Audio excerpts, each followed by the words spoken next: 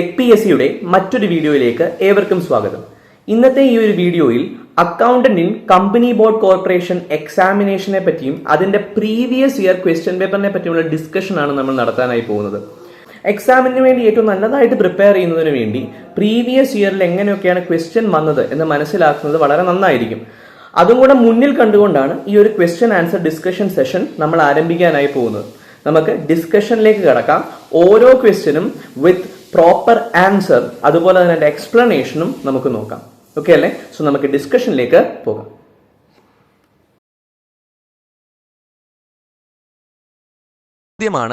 An item is valued at the exchange price at the date of acquisition and shown in the financial statement at that value or an amortized portion of it. This is as per the principle of ഏത് accounting principle പ്രകാരമാണ് ഒരു അസറ്റിനെ അതിൻ്റെ exchange price, അത് മേടിച്ച സമയത്തുള്ള അതിൻ്റെ exchange പ്രൈസിലോ അല്ലെങ്കിൽ അതിൻ്റെ അമോർട്ടൈസ്ഡ് വാല്യൂ എന്ന് പറഞ്ഞാൽ ഡിപ്രീസിയേഷൻ കുറച്ചുള്ള വാല്യൂവിലോ കാണിക്കുന്നത് എന്നാണ് ചോദിച്ചിരിക്കുന്നത്. ക്ലിയർ അല്ലേ? അത് ഏത് അക്കൗണ്ടിങ് പ്രിൻസിപ്പിൾ പ്രകാരമാണ്? ഫുൾ ഡിസ്ക്ലോഷർ പ്രിൻസിപ്പിൾ ആണോ, കോസ്റ്റ് പ്രിൻസിപ്പിൾ ആണോ, മെറ്റീരിയാലിറ്റി പ്രിൻസിപ്പിൾ ആണോ, കൺസിസ്റ്റൻസി പ്രിൻസിപ്പിൾ ആണോ?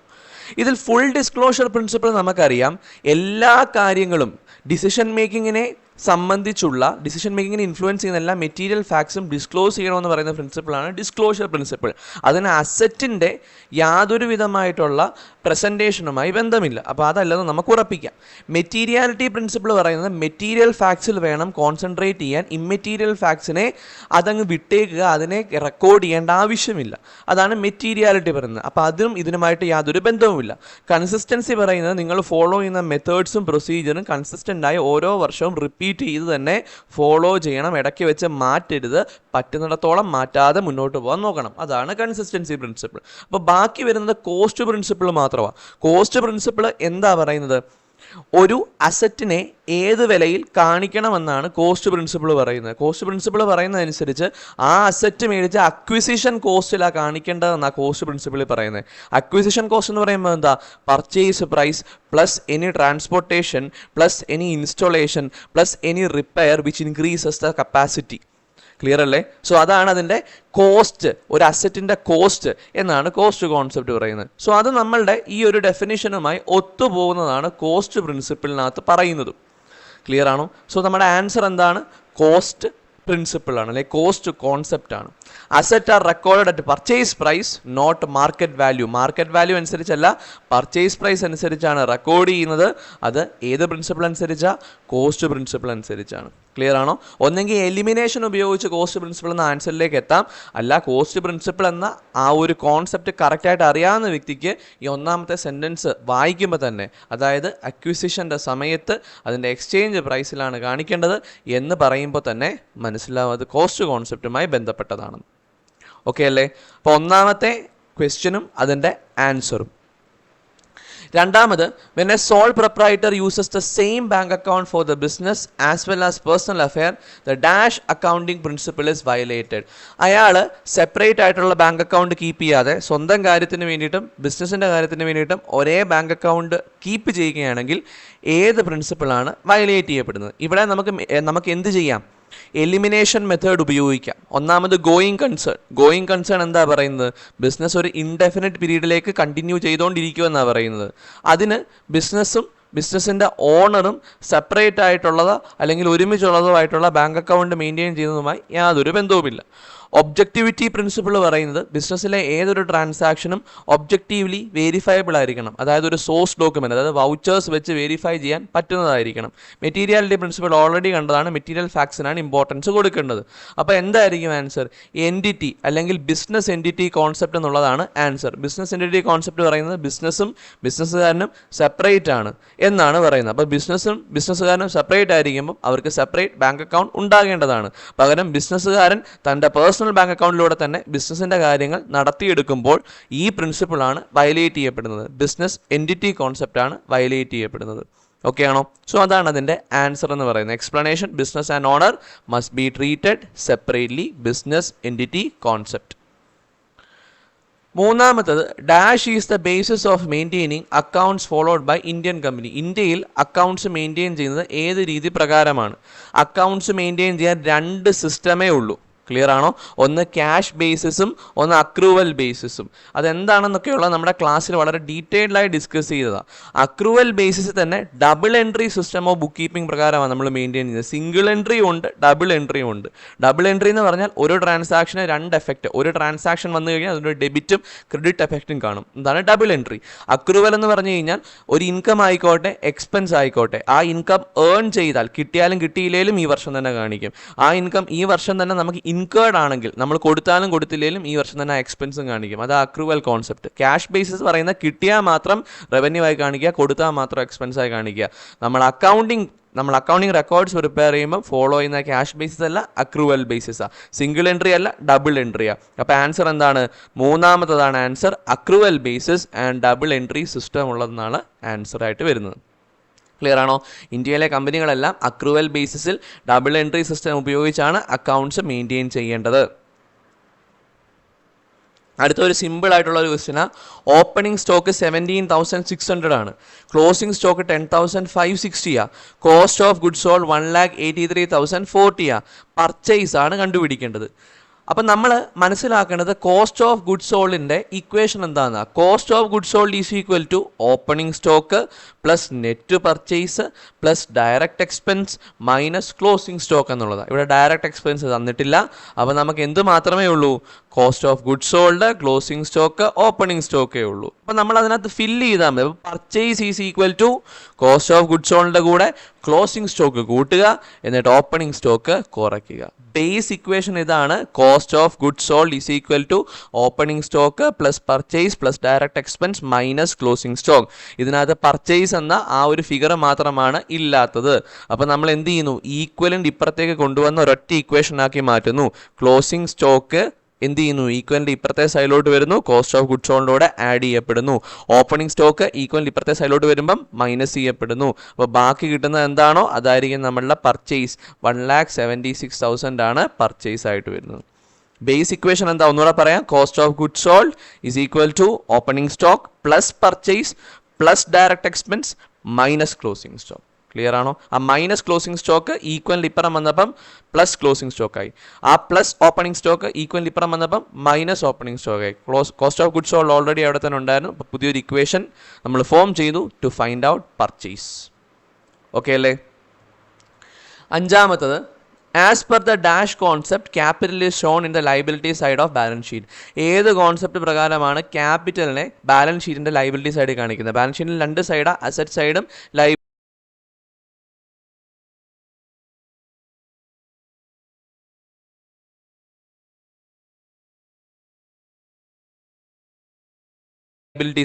ലൈബിലിറ്റി സൈഡിൽ തന്നെയാണ് ക്യാപിറ്റൽ വരുന്നത്. പക്ഷേ ക്യാപിറ്റൽ ശരിക്കും ഒരു ലൈബിലിറ്റി അല്ല, ലൈബിലിറ്റി പോലെ ട്രീറ്റ് ചെയ്യപ്പെടുകയാണ്. എന്തുകൊണ്ടാണ് ലൈബിലിറ്റി പോലെ ട്രീറ്റ് ചെയ്യപ്പെടുന്നത്?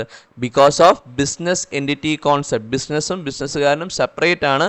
അതുകൊണ്ട് തന്നെ ബിസിനസ്സുകാരൻ ബിസിനസ്സിന് കൊടുത്ത പൈസ ബിസിനസ്സിനെ സംബന്ധിച്ച് ലയബിലിറ്റി പോലെയാണ്, തിരികെ കൊടുക്കേണ്ട എമൗണ്ട് ആണ്. ക്ലിയർ ആണോ? അതുകൊണ്ട് ആൻസർ എന്താ? ബിസിനസ് എൻറ്റിറ്റി കോൺസെപ്റ്റ് ആണ്. For the business owners capital is a liability. ഒരു ഇന്റേണൽ ലൈബിലിറ്റി ആണ് for the business because of business entity concept. റിയാലിറ്റിയിൽ അങ്ങനെയല്ല, ലീഗലി നോക്കുമ്പോൾ അങ്ങനെയല്ല, അക്കൗണ്ടിങ് പർപ്പസിന് അങ്ങനെയാണ് ട്രീറ്റ് ചെയ്യുന്നത്. ആറാമത്തത്, which of the following condition is not true in case remuneration payable to partner is allowed as a deduction of partnership firm under income tax act 1961. Income tax act പ്രകാരം deduction ആയിട്ട് allow ചെയ്യുകയാണെങ്കിൽ എന്ത്? Remuneration payable to partner. അങ്ങനെയാണെങ്കിൽ താഴെ പറയുന്ന ഏത് statement ആണ് true അല്ലാത്തത്? ക്ലിയർ ആണോ? ഒന്നാമത്തെ statement, remuneration must be authorised by partnership deed. Remuneration എപ്പോഴും പാർട്ണർഷിപ്പ് ഡീഡിൽ പറയുന്ന റെമ്യൂണറേഷനെ കൊടുക്കാൻ പറ്റത്തുള്ളൂ. പാർട്ണർഷിപ്പ് ഡീഡിൽ ഒരു റെമ്യൂണറേഷനും പറഞ്ഞില്ലെങ്കിൽ പാർട്ണർക്ക് റെമ്യൂണറേഷൻ കിട്ടാനുള്ള അർഹതയില്ല. അപ്പോൾ ഒന്നാമത്തെ സ്റ്റേറ്റ്മെന്റ് കറക്റ്റാണ്. മൂന്നാമത്തെ സ്റ്റേറ്റ്മെന്റ് നോക്കിക്കേ, partnership deed cannot authorise remuneration for any earlier period. അതായത് കഴിഞ്ഞ വർഷം ഇത്രയും കൂടെ കൊടുക്കുക എന്ന രീതിയിൽ ഓതറൈസ് ചെയ്യാനൊന്നും പറ്റത്തില്ല. ക്ലിയർ ആണോ? അതാത് വർഷങ്ങളിൽ ഇത്ര രീതിയിൽ കൊടുക്കാം എന്ന രീതിയിൽ പറയാം, കഴിഞ്ഞ വർഷത്തേതും കൂടെ ചേർത്ത് കൊടുക്കുക എന്ന രീതിയിലൊന്നും പറയാനായിട്ട് പറ്റത്തില്ല. ഓക്കെ അല്ലേ? അപ്പോൾ ഏതായിരിക്കും ആൻസർ ആയിട്ട് വരുന്നത്? B answer. Remuneration can be pay to all partners എന്നുള്ളതാണ്. Only working partner can get remuneration. എല്ലാ പാർട്ട്നേഴ്സിനും റിമ്യൂണറേഷൻ കിട്ടാൻ അർഹതയില്ല. വർക്കിംഗ് പാർട്ട്നേഴ്സിനെ കിട്ടാനുള്ള അർഹതയുള്ളൂ. അതും പാർട്ണർഷിപ്പ് ഡീഡിൽ പറഞ്ഞാൽ മാത്രമേ അവർക്കത് കിട്ടാനുള്ള അർഹതയുള്ളൂ. ക്ലിയർ ആണോ? ബൈ ഡിഫോൾട്ട് കിട്ടാൻ അർഹതയില്ല. ഓക്കെ അല്ലേ? സോ ബി ആണ് wrong statement related to remuneration payable to partner. ബാക്കിയുള്ളതെല്ലാം കറക്റ്റ് സ്റ്റേറ്റ്മെന്റ്സ് ആണ്. ഇനി ഏഴാമത്തതാണ്, which of the following is true with respect to interest on capital of partner. പാർട്ണറിന് കൊടുക്കേണ്ട interest on capital. Interest on ക്യാപിറ്റലും ഇത് തന്നെയാണ്. Unless otherwise properly specified in partnership deed, interest on capital is not payable. Clear ആണോ? Partnership ഡീഡിൽ പറഞ്ഞിട്ടില്ലെങ്കിൽ interest on capital കൊടുക്കേണ്ട ആവശ്യമില്ല. Okay അല്ലേ? അതിനെപ്പറ്റി ഏതൊക്കെ സ്റ്റേറ്റ്മെന്റ് ആണ് true? It is credited to partners capital account, it is credited to partners current account. ഒന്നുകിൽ പാർട്ണറിന്റെ ക്യാപിറ്റൽ അക്കൗണ്ടിൽ നമ്മൾ ക്രെഡിറ്റ് ചെയ്യും, അല്ലെങ്കിൽ അത് പാർട്ണറിന്റെ കറണ്ട് അക്കൗണ്ടിൽ ക്രെഡിറ്റ് ചെയ്യും. ആ സ്റ്റേറ്റ്മെന്റ് രണ്ടും കറക്റ്റാണ്. കാരണം ഫിക്സഡ് ക്യാപിറ്റൽ മെത്തേഡാണ് ഉപയോഗിക്കുന്നതെങ്കിൽ ഇത് പാർട്ണറിന്റെ കറണ്ട് അക്കൗണ്ടിലായിരിക്കും ക്രെഡിറ്റ് ചെയ്യുന്നത്. ഇനി ഫ്ലക്ച്വേറ്റിംഗ് ക്യാപിറ്റൽ അക്കൗണ്ട് ആണ് ഉപയോഗിക്കുന്നതെങ്കിൽ, ഫ്ലക്ച്വേറ്റിംഗ് ക്യാപിറ്റൽ സിസ്റ്റം ആണ് ഉപയോഗിക്കുന്നതെങ്കിൽ അത് ക്യാപിറ്റൽ അക്കൗണ്ടിലായിരിക്കും ക്രെഡിറ്റ് ചെയ്യുന്നത്. സോ എയും ബിയും കറക്റ്റ് ആണ്. Answer either A or B എന്നുള്ളതാണ്. Depending on which type of method you are using to prepare your capital account. Fixed capital മെത്തേഡാണ് ഉപയോഗിക്കുന്നതെങ്കിൽ option B is correct. Fluctuating capital മെത്തേഡാണ് ഉപയോഗിക്കുന്നതെങ്കിൽ option A is correct. So രണ്ടും correct answer ആയിട്ട് വരാം. So C is the correct option. അടുത്ത question, at the time of retirement continuing partner acquired a share of outgoing partner in dash ratio. ഏത് റേഷ്യോയിലാണ് retirement സമയത്ത് continuing partner outgoing പാർട്ണറുടെ share acquire ചെയ്യുന്നത്? Gaining റേഷ്യോയിലായിരിക്കും. Gaining ratio. Clear ആണോ? Gaining ratio. Sacrificing ratio വരുന്നത് അഡ്മിഷൻ്റെ സമയത്താണ്. റിട്ടയർമെൻറ്റ്, ഡെത്ത് മുതലായ കേസുകളിൽ ഗെയിനിങ് റേഷ്യോ ആണ് വരുന്നത്. ഓക്കെ അല്ലേ? ഒമ്പതാമത്തത്, which of the following is not true in case of dissolution of a partnership firm. Partnership ഫേമിൻ്റെ ഡിസൊല്യൂഷനുമായി ബന്ധപ്പെട്ട് തെറ്റായ സ്റ്റേറ്റ്മെൻറ്റ് ഏതാണ്? Business come to an end. അത് ശരിയാണ്. ഡിസൊല്യൂഷൻ്റെ സമയത്ത് ബിസിനസ് ഇനി ഇല്ല. Books of accounts are close. എല്ലാ ബുക്സും ക്ലോസ് ചെയ്യുന്നു. ആദ്യം അസറ്റുകൾ ക്ലോസ് ചെയ്യും, പിന്നെ ലൈബിലിറ്റി ക്ലോസ് ചെയ്യും, അതിനുശേഷം പാർട്ണറുടെ ക്യാപിറ്റൽ അക്കൗണ്ട്, അതിന് മുന്നേ പാർട്ണറുടെ ലോൺ അക്കൗണ്ട്, പാർട്ണർക്ക് കൊടുത്ത ലോണ്, പാർട്ണറിൽ നിന്ന് കിട്ടിയ ലോണ്, പിന്നീട് പാർട്ണറുടെ ക്യാപിറ്റൽ അക്കൗണ്ട്, ഏറ്റവും അവസാനം ക്യാഷ് ഓർ ബാങ്ക് അക്കൗണ്ട്. ഈ രീതിയിൽ എല്ലാ ബുക്സും ക്ലോസ് ചെയ്യപ്പെടും. The firm including relation among partners is to exist. ഫേമും എക്സിസ്റ്റ് ചെയ്യത്തില്ല. അതിനുശേഷം റിലേഷൻഷിപ്പ്, എക്കണോമിക് റിലേഷൻഷിപ്പ് ബിറ്റ്വീൻ പാർട്ണേഴ്സും എക്സിസ്റ്റ് ചെയ്യത്തില്ല. ആ സ്റ്റേറ്റ്മെൻറ്റും കറക്റ്റ്. അപ്പോൾ ഏതായിരിക്കും wrong statement? Revaluation account is created. Revaluation account അല്ല, realisation account is created. Clear ആണോ? ഓക്കെ അല്ലേ? റീവാലുവേഷൻ അക്കൗണ്ട് ക്രിയേറ്റ് ചെയ്യുന്നത് അഡ്മിഷൻ, റിട്ടയർമെൻറ്റ്, ഡെത്ത്, ഈ 3 കേസിൽ, അതായത് റീകോൺസ്റ്റിറ്റ്യൂഷൻ ഓഫ് പാർട്ണർഷിപ്പിൻ്റെ കേസിലാണ് റീവാലുവേഷൻ അക്കൗണ്ട് ക്രിയേറ്റ് ചെയ്യുന്നത്. ഡിസൊല്യൂഷൻ്റെ കേസിൽ റിയലൈസേഷൻ അക്കൗണ്ടാണ് ക്രിയേറ്റ് ചെയ്യുന്നത്. സോ റോങ് ഓപ്ഷൻ ബി ആണ്. അപ്പോൾ അവിടെ ആൻസർ ആയിട്ട് വരുന്നത് അതാണ് wrong option related to dissolution. പത്താമത്തത്, the proceeds from the sale of asset along with the contribution of partner at the time of dissolution are first used to pay off. അതായത് നമ്മൾ asset വിറ്റ് കിട്ടുന്ന, dissolution സമയത്ത് നമ്മുടെ കയ്യിലുള്ള asset എല്ലാം നമ്മൾ വിൽക്കും. വിറ്റ് കിട്ടുന്ന കാശ് ആദ്യം എന്തിനു വേണ്ടി ഉപയോഗിക്കണം? ആദ്യം എക്സ്റ്റേണൽ ലൈബിലിറ്റി പേ ചെയ്യാൻ ഉപയോഗിക്കണം. അതിനുശേഷം ഇന്റേണൽ ലൈബിലിറ്റി, അതായത് പാർട്ണറിൽ നിന്ന് എടുത്ത ലോൺ ഉണ്ടെങ്കിൽ അത് പേ ചെയ്യാൻ വേണ്ടി ഉപയോഗിക്കണം. അതിനുശേഷം എന്തെങ്കിലും ബാക്കിയുണ്ടെങ്കിൽ പാർട്ണറുടെ ക്യാപിറ്റൽ അക്കൗണ്ടിൻ്റെ ബാലൻസ്, ക്രെഡിറ്റ് ബാലൻസ് പേ ചെയ്യാൻ ഉപയോഗിക്കണം. എന്നിട്ട് ഏറ്റവും അവസാനം എന്തെങ്കിലും മിച്ചം ഉണ്ടെങ്കിൽ അത് പാർട്ട്നേഴ്സിന് ഡിവൈഡ് ചെയ്ത് കൊടുക്കണം. ഇതാണ് രീതി. അപ്പോൾ ആദ്യം എന്താണ് കൊടുക്കേണ്ടത്? എക്സ്റ്റേണൽ ലൈബിലിറ്റി, ഔട്ട്സൈഡ് പാർട്ടിയിലേക്കുള്ള ലൈബിലിറ്റിയാണ് പേ ചെയ്യേണ്ടത് അസറ്റ് വിറ്റ് കിട്ടിയ പൈസ കൊണ്ട്. ആൻസർ എക്സ്റ്റേണൽ ലൈബിലിറ്റി എന്നുള്ളതാണ്. 11ാമത്തത്, the firm's cost of capital is equal to the opportunity cost of equal capital in a dash firm. ഏത് ടൈപ്പ് ഓഫ് ഫേമിലാണ് ഫേമിൻ്റെ കോസ്റ്റ് ഓഫ് ക്യാപിറ്റൽ എന്ന് പറഞ്ഞാൽ ക്യാപിറ്റൽ അക്വയർ ചെയ്യാനുള്ള കോസ്റ്റ്, അത് opportunity cost of equity capital, അതായത് equity capital വേണ്ടെന്ന് വെച്ച് കഴിഞ്ഞാലുള്ള ഓപ്പർച്യൂണിറ്റി കോസ്റ്റിന് ഈക്വൽ ആകുന്നത് ഓൾ ഇക്വിറ്റി ഫിനാൻസ്ഡ് ഫേമിലാണ്. ക്ലിയർ ആണോ? ഓൾ ഇക്വിറ്റി ഫിനാൻസ്ഡ് ഫേമിൽ cost of capital is equal to return expected by shareholder. Clear അല്ലേ? കോസ്റ്റ് ഓഫ് ക്യാപിറ്റൽ എന്ന് പറയുന്നത് ഷെയർ ഹോൾഡർ എക്സ്പെക്ട് ചെയ്യുന്ന റിട്ടേൺ ആണ്. കാരണം എല്ലാ പൈസയും സ്വരൂപിക്കുന്നത് ഇക്വിറ്റി ഷെയറുകൾ വിറ്റിട്ട് ആയിരിക്കും.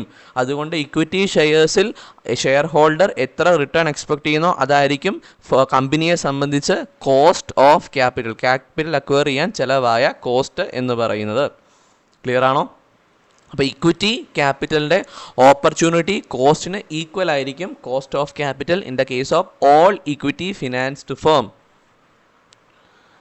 12ാമത്തെ question, company with falling or constant profit can avoid paying dividend during inflation. അത് ശരിയായിട്ടുള്ള ഒരു സ്റ്റേറ്റ്മെൻ്റ് ആണ്. അതായത് ഇൻഫ്ലേഷൻ്റെ സമയത്ത് ഡിവിഡൻഡ് പേ ചെയ്യേണ്ടെന്നുണ്ടെങ്കിൽ പേ ചെയ്യേണ്ട, അവരുടെ പ്രോഫിറ്റ് കുറയുകയാണ് അല്ലെങ്കിൽ അവരുടെ പ്രോഫിറ്റ് കോൺസ്റ്റൻ്റ് ആയിട്ട് നിലനിൽക്കുന്നുള്ളൂ, കൂടുന്നില്ല എങ്കിൽ.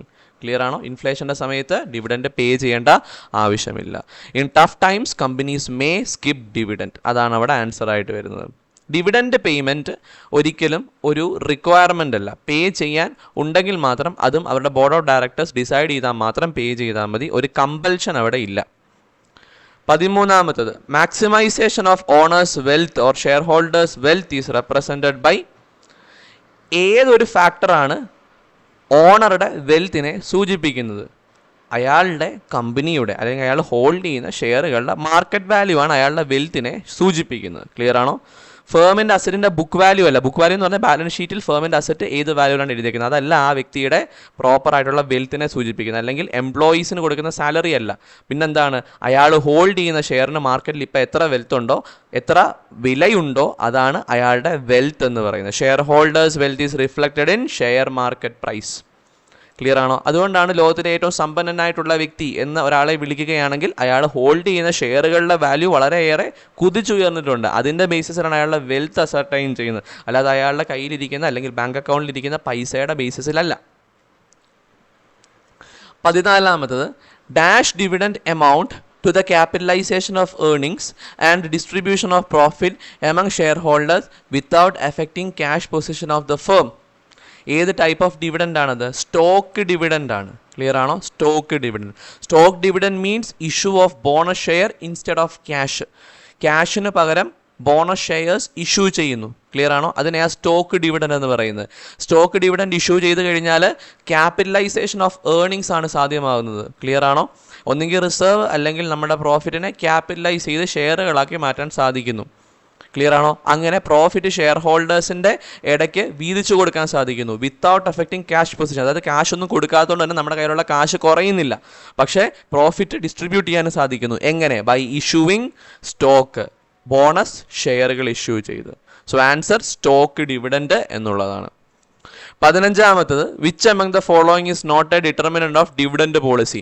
ഒരു ഓർഗനൈസേഷൻ ഡിവിഡൻഡ് കൊടുക്കണമോ വേണ്ടയോ എന്ന് തീരുമാനിക്കുന്നതിനെ ബാധിക്കുന്ന ഘടകങ്ങളെയാണ് ഡിറ്റർമിനൻറ്റ്സ് ഓഫ് ഡിവിഡൻഡ് പോളിസി എന്ന് പറയുന്നത്. താഴെ പറയുന്നവയിൽ ഏതാണ് അതിനെ ബാധിക്കാത്തത്? ലീഗൽ റെസ്ട്രിക്ഷൻ തീർച്ചയായിട്ടും ബാധിക്കും. ലീഗലി പറയുന്നു ഡിവിഡൻഡ് ഇത്രയും മുകളിൽ കൊടുക്കണ്ട എന്ന് പറഞ്ഞാൽ കൊടുക്കാൻ പറ്റത്തില്ല, അപ്പോൾ ഡിവിഡൻഡ് പോളിസിയെ ബാധിക്കും.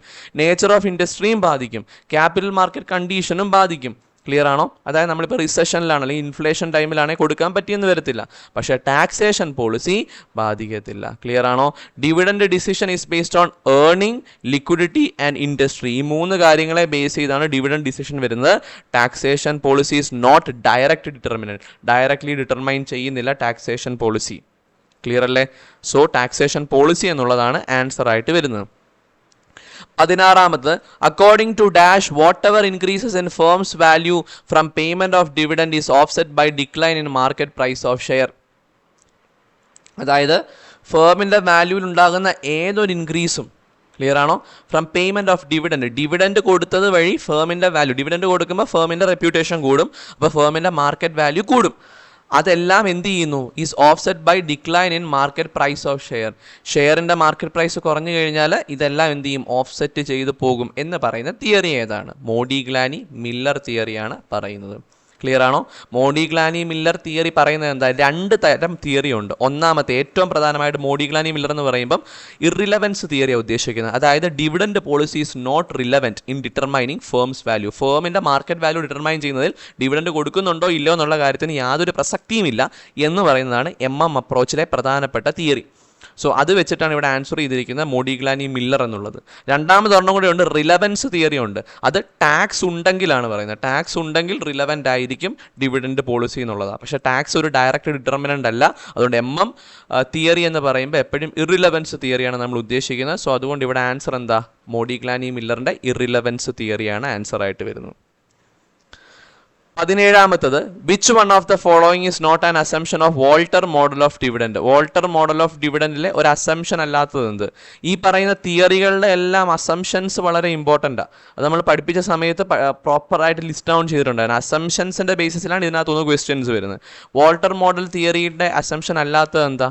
Investment and finance using external source വഴി ഇൻവെസ്റ്റ്മെൻറ്റ് ആൻഡ് ഫിനാൻസിങ് നടത്തും എന്നുള്ളത് ഒരു അസംഷൻ അല്ല.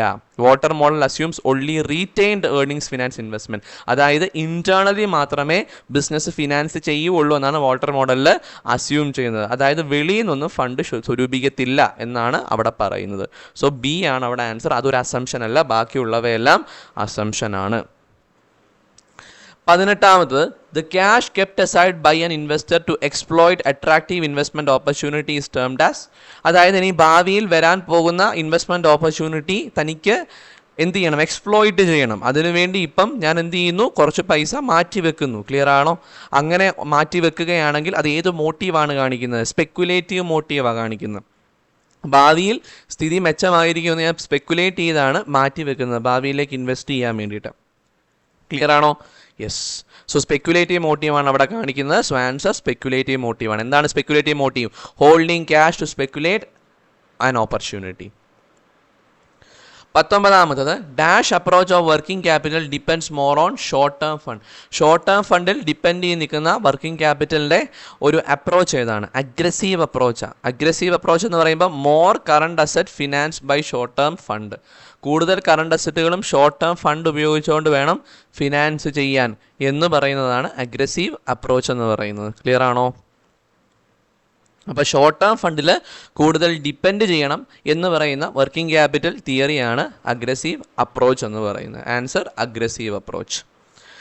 20ാമത്, under dash technique inventory items are classified based on annual usage value in monetary terms. Annual usage വാല്യൂവിൻ്റെ ബേസിസിൽ, ക്ലിയർ ആണോ, ഇൻവെൻറ്ററിയെ ക്ലാസിഫൈ ചെയ്യുന്ന ഏത് അനാലിസിസ് ആണ്?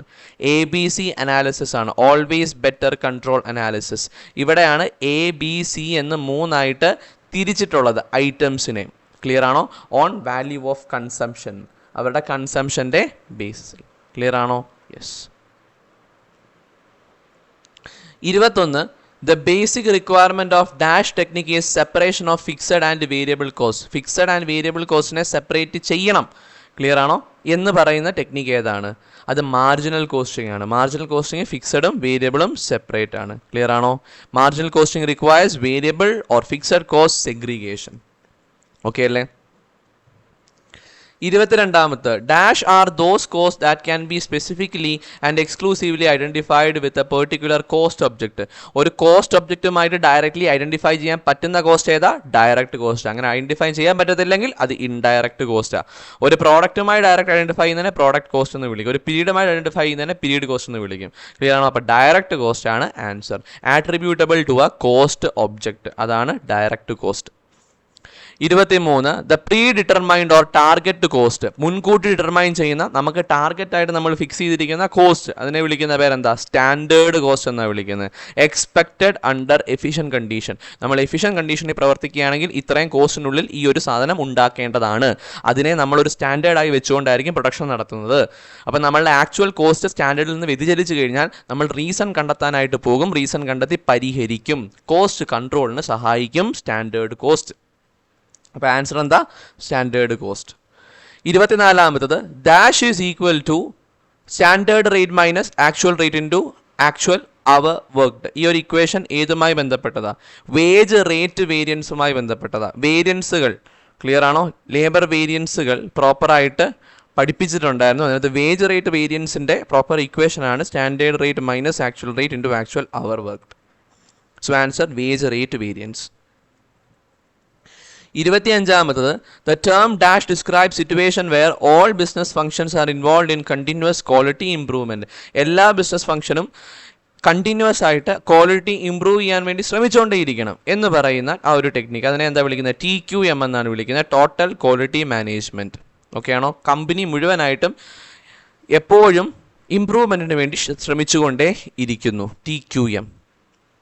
26ാമത്തത് in which one of the following method of costing is cost ascertained after it has been incurred. Cost ഉണ്ടായതിന് ശേഷം അതിനെ അസർട്ടൈൻ ചെയ്യുന്നു. അങ്ങനെയുള്ള കോസ്റ്റിങ്ങിനെ എന്താ വിളിക്കുന്നത്? ഹിസ്റ്റോറിക്കൽ കോസ്റ്റിംഗ് എന്നാണ് വിളിക്കുന്നത്. അതായത് ഒരു സംഭവം നടന്നതിന് ശേഷം ഇത്രയായി കോസ്റ്റ്, കറക്റ്റ് കോസ്റ്റാണ് കിട്ടുന്നത്, ആക്ച്വൽ കോസ്റ്റാണ് കിട്ടുന്നത്. ക്ലിയർ ആണോ? അതിനെ ഹിസ്റ്റോറിക്കൽ കോസ്റ്റ്. ഒരു മെഷീൻ മേടിച്ചു, ഇത്ര രൂപയായി എന്ന് പറയുന്നത് ഹിസ്റ്റോറിക്കൽ കോസ്റ്റ്, ആക്ച്വൽ കോസ്റ്റാണ്. പക്ഷേ സ്റ്റാൻഡേർഡ് കോസ്റ്റ് എന്ന് പറയുന്ന ഒരു സംഭവം ഉണ്ടാകുന്നതിന് മുമ്പ് ഇത്രയായിരിക്കും കോസ്റ്റ്, അതാണ് സ്റ്റാൻഡേർഡ് കോസ്റ്റ്. മാർജിനൽ കോസ്റ്റ് എന്ന് പറയുന്നത് ഒരു പ്രൊഡക്റ്റിൻ്റെ മൊത്തമല്ല, ഒരു അഡീഷണൽ പ്രൊഡക്റ്റ് കൺസ്യൂം ചെയ്യണമെങ്കിൽ അല്ലെങ്കിൽ പ്രൊഡ്യൂസ് ചെയ്യണമെങ്കിൽ എത്രയാകും അഡീഷണൽ കോസ്റ്റ്, അത് മാത്രമാണ് മാർജിനൽ കോസ്റ്റ് പറയുന്നത്. ക്ലിയർ ആണോ? യൂണിഫോം കോസ്റ്റിംഗ് എന്ന് പറയുന്നത് സെയിം മെത്തേഡ്സ് തന്നെ യൂസ് ചെയ്യുന്നു, അത്രയേ ഉള്ളൂ യൂണിഫോം കോസ്റ്റിംഗ്. സോ ഇവിടെ ആൻസർ വരുന്നത് ഹിസ്റ്റോറിക്കൽ കോസ്റ്റിംഗ് എന്നുള്ളതാണ്. 27 the loss arising out of abnormal cost is transferred to.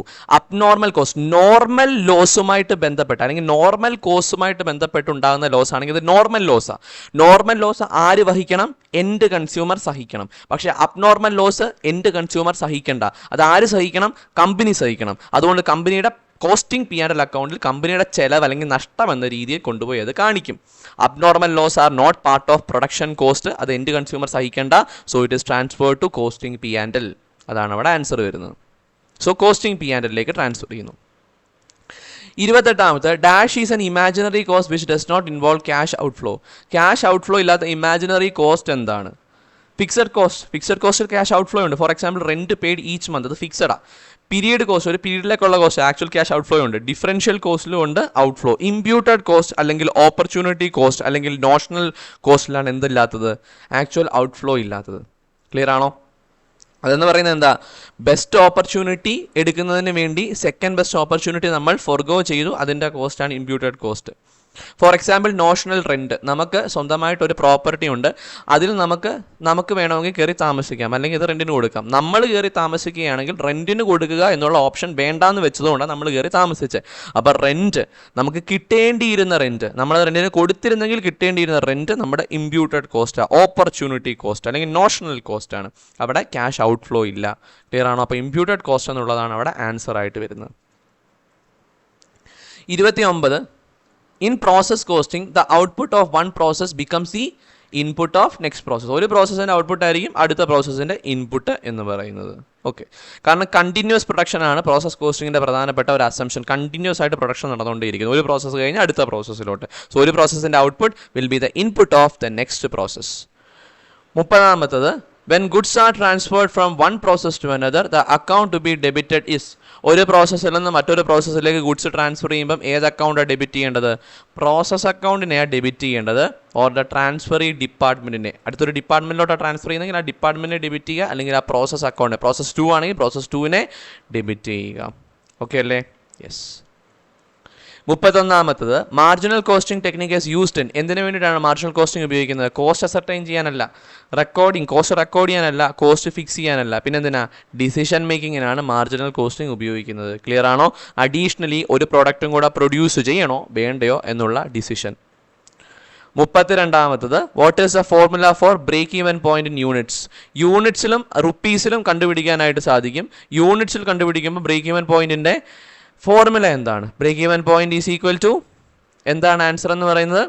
Fixed cost divided by contribution per unit എന്നുള്ളതാണ് ആൻസർ ആയിട്ട് വരുന്നത്. Fixed cost divided by contribution per unit. Contribution എന്ന് പറയുമ്പോൾ എങ്ങനെ കണ്ടുപിടിക്കുന്നത്? Selling price minus variable cost ആണ്. So answer is A. 33ാമത്തത് the cost which remain constant in total but vary per unit with change in output. ടോട്ടലിൽ constant ആയിട്ട് നിൽക്കും, per unit change ചെയ്യും. ഫിക്സഡ് കോസ്റ്റാണ്. ഫിക്സഡ് കോസ്റ്റ് ടോട്ടലിൽ സെയിമാണ്. അതായത് 10,000 രൂപയാണ് റെൻറ്റ് എങ്കിൽ 10,000 രൂപ തന്നെയായിരിക്കും എല്ലാ മാസവും റെൻറ്റ്. ടോട്ടൽ കോൺസ്റ്റന്റാണ്, ടോട്ടൽ 10,000 എന്നുള്ളത് കോൺസ്റ്റന്റാണ്. പക്ഷേ നമ്പർ ഓഫ് യൂണിറ്റ്സ് പ്രൊഡ്യൂസ് ചെയ്യുന്ന കൂടുന്നതനുസരിച്ച് പെർ യൂണിറ്റ് ഫിക്സഡ് കോസ്റ്റ് കുറയും. 100 യൂണിറ്റ് ഞാൻ പ്രൊഡ്യൂസ് ചെയ്യുന്നുള്ളെങ്കിൽ 1000 rent will be divided among 100 unit, 1000 divide by 100. 200 unit produce ചെയ്താൽ 10,000 ഡിവൈഡ് ബൈ 200. 300 യൂണിറ്റ്സ് പ്രൊഡ്യൂസ് ചെയ്താൽ 10,000 divide by 300. So per unit fixed cost change ചെയ്യും, total fixed cost remain constant. So fixed കോസ്റ്റിന്റെ കേസാണത്. Variable cost നേരെ opposite ആണ്. Clear ആണോ? Variable cost per unit constant ആയിരിക്കും, ടോട്ടലിൽ വേരി ചെയ്തുകൊണ്ടേയിരിക്കും with increase in number of units. Okay അല്ലേ? സോ ഫിക്സഡ് കോസ്റ്റ് എന്നുള്ളതാണ് ആൻസർ. 34ാമത് സെയിൽസ് 1 lakh ആണ്, variable cost 60,000, fixed cost 20,000. P V ratio എന്താണ്? P V ratio profit volume ratio എന്തായിരിക്കും? P V ratio is equal to sale minus variable cost which is 40,000, അതാണ് contribution divided by sales എന്നുള്ളതാണ് P V റേഷ്യോയുടെ equation. P V ratio is equal to contribution divide by sales. Contribution കണ്ടുപിടിക്കണമെങ്കിൽ sales minus variable cost, നമ്മൾ contribution കണ്ടുപിടിച്ചു, 1 lakh minus 60,000, 40,000. So contribution divided by sales ആണ് P V ratio. 40,000 divide by 1 lakh, that is 40% ആണ് P V ratio. 35ാമത് which of the following is not a method of costing? കോസ്റ്റിംഗിന്റെ method അല്ലാത്തത് എന്ത്? Process costing മെത്തേഡാ, contract costing മെത്തേഡാ, job costing മെത്തേഡാണ്? Inflation costing എന്ന് പറയുന്ന ഒരു കോസ്റ്റിംഗ് മെത്തേഡ് ഇല്ല. സോ അതാണ് അവിടെ ആൻസർ ആയിട്ട് വരുന്നത്. 36ാമത്തത് in job costing cost are accumulated. എങ്ങനെയായിരിക്കും അക്യൂമുലേറ്റ്? ജോബ് വൈസ് ആണ് അക്യൂമുലേറ്റ് ചെയ്യുന്നത്. ഓരോ ജോബിൻ്റെയും കോസ്റ്റ് സെപ്പറേറ്റ് ആയിട്ട് നമ്മൾ കണക്കാക്കും. ഓരോ ജോബും ഓരോ കോസ്റ്റ് യൂണിറ്റ് ആയിരിക്കും. സോ ജോബ് വൈസ് ആണ് കോസ്റ്റ് അക്യൂമുലേറ്റ് ചെയ്യുന്നത്. 37 escalation cost is generally found in. Escalation cost എവിടെയാണ് കാണുന്നത്? കോൺട്രാക്ട് കോസ്റ്റിങ്ങിലാണ് കാണുന്നത് എസ്കലേഷൻ കോസ്റ്റ്. എസ്കലേഷൻ കോസ്റ്റ് എന്ന് പറയുമ്പം കോൺട്രാക്ട് പ്രൈസ് റിവൈസ് ചെയ്യാനുള്ള അധികാരമാണ് കൊടുക്കുന്നത്. കാരണം കോൺട്രാക്ട് എന്ന് പറയുമ്പം ഒരു ദീർഘമായ പീരീഡിലേക്കുള്ളതാണ്. അപ്പം നമ്മൾ ആദ്യം എസ്റ്റിമേറ്റ് ചെയ്യുന്ന, നമ്മൾ ഇടുന്ന ആ ഒരു പൈസ തന്നെ ആയിരിക്കണമെന്നില്ല അവസാനം കോൺട്രാക്ട് കംപ്ലീറ്റ് ചെയ്യുമ്പോൾ. കാരണം സാധനങ്ങളുടെ വിലയൊക്കെ ഇടയ്ക്ക് മാറാം ഇൻഫ്ലേഷൻ കൊണ്ടൊക്കെ. അപ്പം അങ്ങനെ ഒരു സിറ്റുവേഷനിൽ ഇത്ര വിലയ്ക്ക് മുകളിൽ സാധനങ്ങളുടെ വില മാറിക്കഴിഞ്ഞാൽ കോൺട്രാക്റ്റിൽ വ്യതിയാനം വരുത്തണം എന്ന് പറഞ്ഞ് കോൺട്രാക്റ്റിൽ ചേർക്കുന്ന ഒരു ക്ലോസിനെയാ എക്സ്കലേഷൻ കോസ്റ്റ് എന്ന് വിളിക്കുന്നത്. എസ്കലേഷൻ ക്ലോസ് എന്ന് വിളിക്കുന്നത്. അത് കോൺട്രാക്ട് കോസ്റ്റിങ്ങിന്റെ ഭാഗമാണ്. Which of the following is a by product? എന്താണ് ബൈ പ്രോഡക്റ്റ് എന്ന് പറയുന്നത്? വീറ്റ് ഒരു ബൈ പ്രോഡക്റ്റ് ആണോ? അല്ല, ഒരു പ്രോഡക്റ്റ് തന്നെയാണ്. സ്റ്റീൽ, സിമെന്റ്, ഇതൊന്നും ബൈ പ്രോഡക്റ്റ് അല്ല. മൊളാസസ് ഇൻ ഷുഗർ ഇൻഡസ്ട്രി, അതെന്താണ്? ബൈ പ്രോഡക്റ്റ് ആണ്. ക്ലിയർ ആണോ? ഷുഗർ ഉണ്ടാക്കുമ്പോൾ കിട്ടുന്ന ബൈ പ്രോഡക്റ്റ് ആണ് മൊളാസസ് എന്ന് പറയുന്നത്. 39ാമത്തത് the costing method used in transport undertaking. Transport സർവീസുകളിൽ ഉപയോഗിക്കുന്ന കോസ്റ്റിംഗ് എന്താ? സർവീസ് കോസ്റ്റിംഗ് ആണ്. കാരണം അതൊരു സർവീസ് ഇൻഡസ്ട്രി ആയതുകൊണ്ട്. 40ാമത്തത് ഓഡിറ്റീസ്. ഓഡിറ്റ് എന്ന് പറയുന്നത് എന്താ? കമ്പൽസറി ഫോർ ഓൾ ഫേം ആണോ? അല്ല, എല്ലാ ഫേമിനും കമ്പൽസറി അല്ല. പക്ഷേ സ്റ്റാറ്റ്യൂട്ടറി ഫോർ സർട്ടൺ ഇൻഡസ്ട്രി. ചില ഇൻഡസ്ട്രികൾക്ക് സ്റ്റാറ്റ്യൂട്ടറി ആണ്, നിയമം വഴി കമ്പൽസറി ആണ്. വോളണ്ടറി ഒന്നുമല്ല, നോട്ട് റിക്വയർഡ് എന്നുള്ളത് തെറ്റാണ്. ഇന്ത്യയിൽ റിക്വയർഡ് ആണ്. പക്ഷേ ചില ഇൻഡസ്ട്രീസിൽ മാത്രമേ നിയമപരമായിട്ട് ഓഡിറ്റ് കമ്പൽസറി ആയിട്ടുള്ളൂ. സോ ബി ആണ് answer. 41 dash is an overall plan of action design to achieve a specific goal. ഒരു സ്പെസിഫിക് ഗോൾ അച്ചീവ് ചെയ്യാൻ വേണ്ടി തയ്യാറാക്കിയിട്ടുള്ള ഓവറോൾ പ്ലാൻ ഓഫ് ആക്ഷൻ, അതിനെയാ ബഡ്ജറ്റ് എന്ന് വിളിക്കുന്നത്. ക്ലിയർ ആണോ? Financial or quantitative plan for future activity, അതാണ് budget. 42 budgetary control is exercise through. Budgetary control എന്തിലൂടെയാണ് എക്സസൈസ് ചെയ്യുന്നത്? ബഡ്ജറ്റുകളിലൂടെയാണ്. 43 flexible budget is useful when. എപ്പോഴാണ് ഫ്ലെക്സിബിൾ ബഡ്ജറ്റ് യൂസ്ഫുൾ ആവുന്നത്? Output fluctuate frequently. Output frequent ആയിട്ട് ഫ്ലക്ച്വേറ്റ് ചെയ്തുകൊണ്ടിരിക്കുമ്പം budget നമ്മൾ മാറ്റിക്കൊണ്ടേ ഇരിക്കേണ്ടതായിട്ട് വരും. ക്ലിയർ അല്ലേ?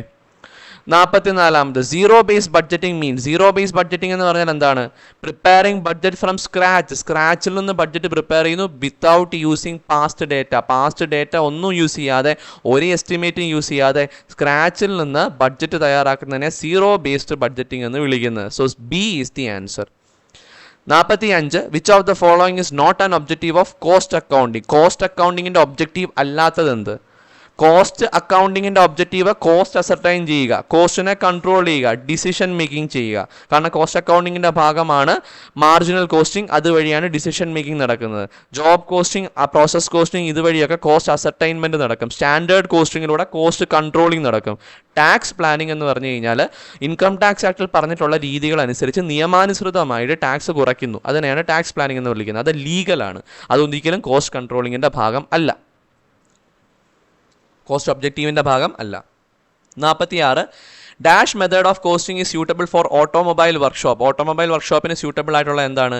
Job costing. കാരണം ഓട്ടോമൊബൈൽ വർക്ക്ഷോപ്പിൽ ഓരോ ജോബ് ആയിട്ടാണ് വരുന്നത്. ചിലപ്പോൾ ഒരു ബുള്ളറ്റ് റിപ്പയറിംഗ് ആയിരിക്കും വരുന്നത്, അതിനുശേഷം ഒരു കാർ റിപ്പയറിംഗ് ആയിരിക്കും വരുന്നത്. ഓരോന്നും ഓരോ ജോബാണ്, ഓരോന്നിൻ്റെ കോസ്റ്റ് സെപ്പറേറ്റ് ആണ്, ഓരോന്നും ഓരോ ജോബ് സെൻറ്റർ ആണ്. സോ ജോബ് കോസ്റ്റിംഗ് ആണ് അവിടെ ഏറ്റവും ഉചിതമായിട്ടുള്ളത്. 47 batch costing is A form of. Batch costing എന്തിൻ്റെ ഫോമാണ്? ജോബ് കോസ്റ്റിങ്ങിൻ്റെ ഒരു രീതിയാണ്, അല്ലെങ്കിൽ ഒരു ഫോമാണ് ബാച്ച് കോസ്റ്റിംഗ് എന്ന് വിളിക്കുന്നത്. 48 the main purpose of uniform costing is comparison of cost among firms. ഫേംസിനെ തമ്മിൽ അവരുടെ കോസ്റ്റ് അക്കൗണ്ടിങ് രീതികളെ കമ്പയർ ചെയ്യുക. ക്ലിയർ ആണോ? Common costing method for inter firm comparison. Common method തന്നെ എല്ലാവരും ഉപയോഗിക്കണം, അതാണ് യൂണിഫോം കോസ്റ്റിംഗ് പറയുന്നത്. B is the answer, comparison of cost among firms. 49 dash variance is the difference between actual sales and budgeted sales valued at standard profit. അതായത് actual sales minus budgeted sales into standard profit per unit. ഈ equation ഏത് വേരിയൻസുമായി ബന്ധപ്പെട്ടതാണ്? Sale volume വേരിയൻസുമായി ബന്ധപ്പെട്ടതാണ്. Sales volume variance. 50 which of the following is an example of controllable cost. Controllable കോസ്റ്റിന്റെ example എന്താണ്? Rent of building controllable ആണോ? ഒരിക്കലും അല്ല, റെന്റ് ഫിക്സഡ് ആ. ഡിപ്രീസിയേഷൻ ഓഫ് മെഷീനറി അതും ഫിക്സഡ് ആണ്. ഇൻഷുറൻസ് പ്രീമിയം അതും ഫിക്സഡ് റേറ്റിൽ നമ്മൾ കൊടുക്കേണ്ടതാണ്. ഡയറക്റ്റ് മെറ്റീരിയൽ കോസ്റ്റോ? Direct material cost can be controlled by മാനേജ്മെന്റിന് കൺട്രോൾ ചെയ്യാനായിട്ട് സാധിക്കും. ഡയറക്റ്റ് മെറ്റീരിയൽ കോസ്റ്റ് ഓക്കെ ആണോ? നമ്മൾ പ്രൊഡ്യൂസ് ചെയ്യുന്നത് കുറവാണെങ്കിൽ മെറ്റീരിയൽ കോസ്റ്റ് കുറവായിരിക്കും, പ്രൊഡക്ഷൻ കൂടുതലാണെങ്കിൽ മെറ്റീരിയൽ കോസ്റ്റ് കൂടും. ക്ലിയർ ആണോ? അതൊരു വേരിയബിൾ കോസ്റ്റ് ആണ്, അത് കൺട്രോളബിൾ ആണ്. ക്ലിയർ അല്ലേ? യെസ്. ബാക്കിയുള്ളതൊക്കെ ഷോർട്ട് റണ്ണിൽ അൺകൺട്രോളബിൾ ആണ്. ഓക്കെ ആണോ? സോ നമ്മൾ ടോട്ടൽ 50 ക്വസ്റ്റ്യൻസ് ഡിസ്കസ് ചെയ്തു. ഇനി ഒരു 50 ക്വസ്റ്റ്യൻ കൂടി ഡിസ്കസ് ചെയ്യാനുണ്ട്. അത് അടുത്ത സെഷനിൽ നമ്മൾ ഡിസ്കസ് ചെയ്യുന്നതായിരിക്കും. അടുത്ത സെഷനിൽ നമ്മളിത് കണ്ടിന്യൂ ചെയ്യുന്നതായിരിക്കും, നമ്മളുടെ question answer discussion session. So thank you so much.